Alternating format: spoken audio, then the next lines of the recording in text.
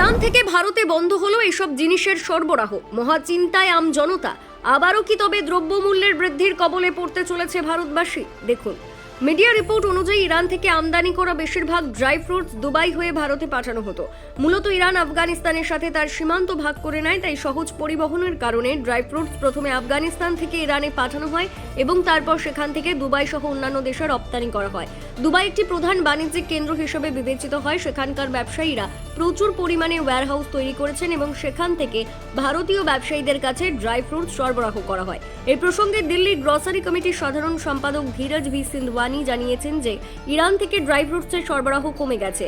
যদি তা শীঘ্রই পুনরুদ্ধার না করা হয় তাহলে আগামী মাসগুলিতে ড্রাই ফ্রুটসের দাম বাড়তে পারে। শুধুমাত্র শুকনো ফল এবং তেল নয়, বরং ভারত ইরান থেকে লবণ থেকে শুরু করে সালফার, চীনামাটি, পাথর, প্লাস্টার, চুন, সিমেন্ট, খনিজ জ্বালানি, প্লাস্টিক এবং প্লাস্টিকজাত পণ্য, লোহা ও ইস্পাত, অর্গানিক কেমিক্যাল, আঠা, রজন এবং বার্নিশের মতো পণ্য আমদানি করে।